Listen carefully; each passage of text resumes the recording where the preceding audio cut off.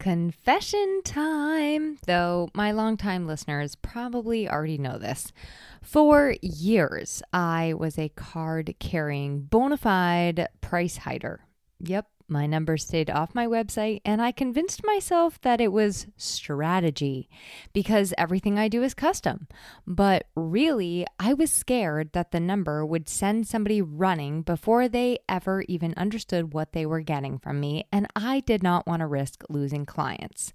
I've since come around, mostly, but that mostly is exactly why I wanted to do this episode. I wanted to pressure test my takes against people who work with fellow business owners on this very thing. So I brought in not one, not two, not three, but 5 of them. Today, you're going to meet a revenue strategist, a business coach for service providers, 2 brand and website designers, and an SEO expert. And I asked them all one seemingly simple question.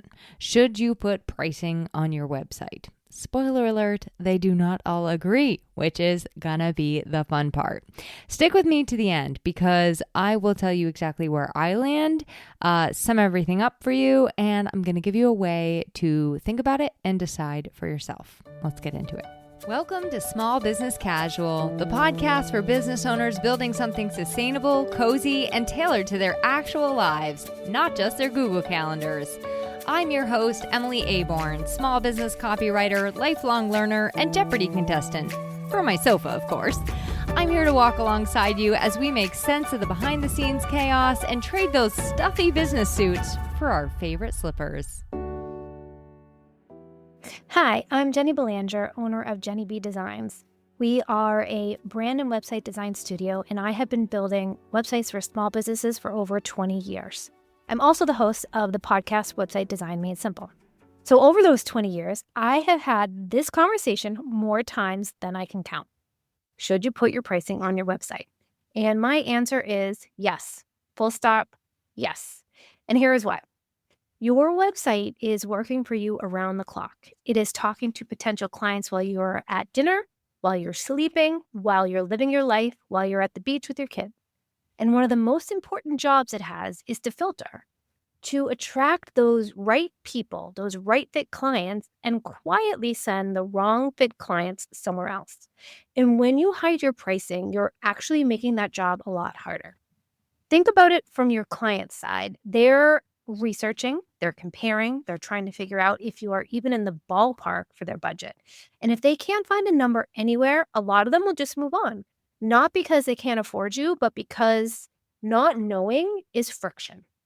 And on your end, there is nothing more frustrating than spending 30 minutes on a discovery call with someone who turns out that at the end of the call, they can't meet your investment. You've wasted your time, you've wasted their time, and that's energy and time that neither of you gets back. Now, I know some people say, but my pricing varies, or I do custom packages, and that's what I do. That's absolutely fine. You don't have to publish an exact number, but you can say things like starting at, or one of my favorites is most clients invest between X and Y. And just having that one line, it does so much work. It sets expectations, it pre-qualifies, it builds trust because transparency always builds trust.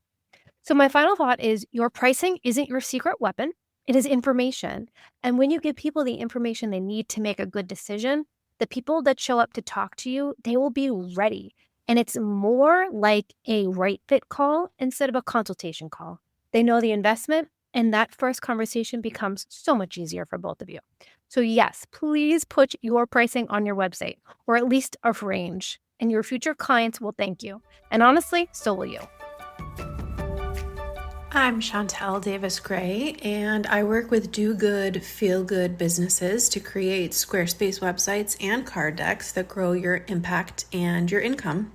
I'm also a proud dog mom, and I have lots of thoughts on pricing, sharing your pricing. Really, bottom line for me is yes, I think that it's really helpful and important for businesses to at least share a baseline of their pricing or a starts at pricing for their services. I think without it, most people assume that you're just way too expensive because historically, especially in recent years, I think most of the people that don't share their pricing is because they are really, they're in the higher levels of the thousands and thousands. And so if someone doesn't share their price, most people just assume that's what's happening. I think the other thing is that if they don't assume you're too expensive, they assume that you're going to be like cheesy salesy. Like you don't want to share your pricing because you want to get them on the call and then be really pushy, which can be a big turnoff. So I think all in all, there isn't much downside to at least sharing a baseline. I don't think you need to spell out exactly what it includes and, down to the penny. I think just a rough ballpark so that people have an idea of whether you're going to be in their budget is really, really helpful. Transparency is a big value for me. And I think, again, sharing some baseline pricing helps with transparency. It also really saves time for you and your potential client because nobody wants to be spending time talking on a sales call or strategy session that's, is going to go nowhere. Like, yes, yay for connection, but if the person can, opt themselves in or out based on pricing before you get on that call, I think that saves you both time. No matter what, your website is always attracting, hopefully, the right people and repelling the not right people. And I think pricing is just part of that. I'm Kim Dawson, and I am a revenue and pricing strategist. I help solopreneurs and small business owners develop pricing strategies that align with their business goals, their revenue goals, and their lifestyle goals. Because as small business owners, most of us would like to have a business that can financially support our lifestyle, our desired lifestyle. So that is what I do. And therefore, pricing is a big component of the work I do with my clients. And I do have a lot of opinions about pricing in general, as well as pricing on your websites. So my response to whether or not you should put pricing on your website is that it depends. It depends on what you are selling. So I'm going to speak now just from the service-based perspective. But if you are offering a service that is a standalone product and is the same price for everybody, then I would suggest putting your price or prices on your website because you're not changing the price based on who's reaching out to you or who you're working with. So in my business, the example would be I offer strategy sessions. It's a session. It's 50 minutes. Like there's a set standard price and parameters for that. So it's good to have those prices on your website. It creates transparency, it creates trust, and people know what you're selling and how much it costs. They know if it's in their budget. So that makes sense. Whereas if you are selling something that is not a standalone, is not the same price for everybody because it's customized, because it's something that you actually have to put a proposal together for based on their needs, then I don't think it's necessary to put your prices on your website for that because you really can't. Everything is custom. The price is custom. Now you can put starting at rates. And honestly, I think that that's a personal preference. I think if your work is really wide ranged and there really isn't necessarily a true minimum, then you don't need to put it on your website. But if you do offer a service that does truly have a minimum, then I might suggest putting that minimum on there because at least it lets people know what range you're in based on what you offer. So that's my feeling on it. I think it's good to put prices on your website as much as you can, as much as it makes sense for you and your potential clients, because it's better to get that out of the way. And then when they reach out to you, the conversation can be about how you can help them rather than them spending the entire conversation wondering about the end of the call when you finally tell them how much you charge. Hi, I'm Jessica Lackey. I help expert service providers become expert business owners so they finally earn at the level of their expertise. Should you put your prices on your website? It depends. I think it depends on two things. One, who's got the budget and how custom is the work. So who's got the budget? If you are selling to consumers or to entrepreneurs where it's their money, not company money, there's probably a budget, and what you sell is kind of productized, then I would put your prices on your page, at least a starting at number. Those buyers often have a very fixed price and budgets are really important from the very beginning. You sell something kind of standard. The last thing you want is someone landing on your site and then feeling blindsided when they find out what it costs. Also, that means you end up spending a lot of time on discovery calls with people where the budget wasn't aligned from the get-go. But if you're selling to bigger corporate organizations, your work is custom, you actually price based on value versus having something that's productized, then I don't think you should post your prices. You don't want to anchor yourself low. You want to make sure that you are truly pricing based on your authority, based on the scope of the project. You don't want to anchor off their budget before they even understand what you actually do. For that kind of work, you want a conversation. You want to talk about budget and value together. But again, that only works if your positioning earns the conversation, because you have to lead with authority. Otherwise, you're going to get people who are not appropriately priced.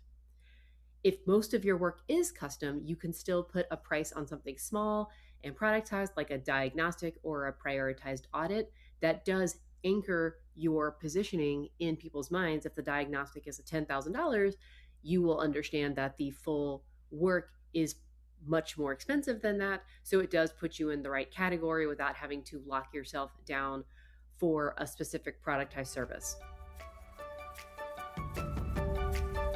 Well, hello, my name is Barb Davids. I'm founder of Compass Digital Strategies, a website visibility company. And I'm on the side of not showing prices on your website.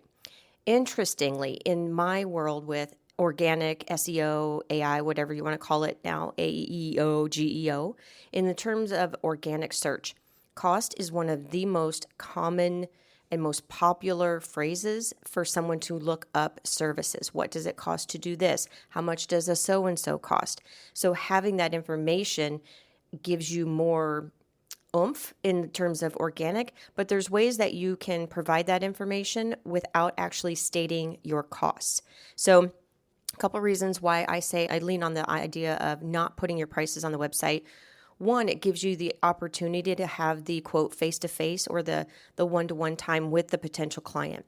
As much as I love websites and as much as I love copywriters and as much as I love how all of that works, I still think that there's what's the word I'm looking for? More opportunity to have the conversation with your potential client.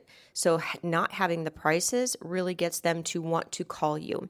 I think there's a lot more to be said around the relationship and having the back and forth conversation versus just seeing what you can see on the page, because things get interpreted way differently than you intend to sometimes.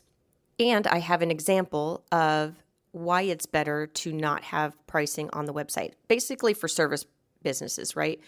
So one client that I had, we had put the cost on the website and we were getting leads. We took the pricing off and we got more leads. The kicker to that is that the quality sort of comes down a little bit because it's only bringing in people that they know that they can afford it. But what about the people who are right on the line? They might think, because there's this weird thing that we have about money sometimes, that, oh my gosh, that's just too much. I can't do that. But in reality, they don't understand the full value and they can't have the conversation with you to see how it works specifically for them. So if you take it off, you might get more leads. If you put it on, you might get less leads. And that goes the same for using a starting app price, for example. Maybe you don't want to put all of your packages on there. You could do a starting app price if that feels better. The other option is to talk around it. You can do a piece that talks about the average cost of someone in your field. Now, it's basically kind of giving away what you probably charge or how you say it, but it is another way to talk about cost when people are searching for the subject, so that way they can find your website. All right. Big thanks to Jenny Belanger, Barb Davids, Kim Dawson, Chantel Davis-Gray, and Jessica Lackey for your incredible contributions. Everyone's website, socials, and a short bio will be in the show notes, so make sure you check those out. Here are some of my favorite takeaways. From Jenny, the reminder that your pricing is not your secret weapon, it is information. Hello, Jenny. That one is so good. It's got fridge magnet potential. I'm telling you what. From Chantel, when there's no price anywhere, people don't think, oh, how mysterious, how demure. They make one of two assumptions. Either they assume that you're wildly out of their budget or that you're hiding the numbers so you can get them on a call and pressure them. For Kim, I loved her reframe about the discovery call. When that price is already handled, the first conversation gets to be just about how you can actually help instead of the client white-knuckling it, waiting for you to drop the number at the very end or send in a proposal. Jessica's unique spin of asking yourself, whose money is it? If you're selling to individuals or entrepreneurs spending their own money, show the number because budget matters to them from the very first second. And then Barb with the example she gave of pulling pricing off a client's site and the leads went up. I mean, also different and also helpful. So thank you to everyone. Here's where I land after hearing everyone's thoughts and kind of my own. When it's standard or productized, why aren't we showing the number? Show the number, dang it. On my site, I have my strategy session pricing there. Or if I'm doing a workshop, I've learned especially thanks to the reminders from my friend Karen Kenny, include the pricing in the email, include the pricing when you advertise the workshop. When it's custom, I usually do a starting at price. In the case of website copy projects, those I don't do as at starting at because they really are always all over the board. And there is for sure a number I don't want to ever go below, but even then sometimes I make an exception or I'm doing a done with you kind of thing. So it just always genuinely looks different. And that one I don't include, but my podcaster bundles and workshops and anything else that is productized, show the number. If your offer is a set standalone thing, same for everybody, session, workshop, fixed package, put the price right on the page. There's almost no good reason to hide it. And every reason Jenny and Chantel gave us to show it. You build trust, you save everybody a wasted call, and you stop those ugly assumptions before they have a chance to creep in. And again, if your work is genuinely custom, priced on value, built fresh for each client, you don't have to give them an exact number, but it is helpful if you can give them some sort of signal. Remember, a number does not do the deciding for people. And somebody who is scared, even if they're a great fit client, somebody who's scared by that number, that's not going to be a loss for you. So that's my take. I genuinely would love to hear yours, of course. So please come find me. Tell me where you land. And again, everyone's info is in the show notes. Huge thanks to Kim, Jessica, Jenny, Chantel, and Barb for bringing the good stuff today. Thanks for joining me on this week's episode of Small Business Casual. If you're considering a rebrand, starting something new, or ready to upgrade your website copy to reflect the brand you've already built, I'd be delighted to help you find just the right words for your business.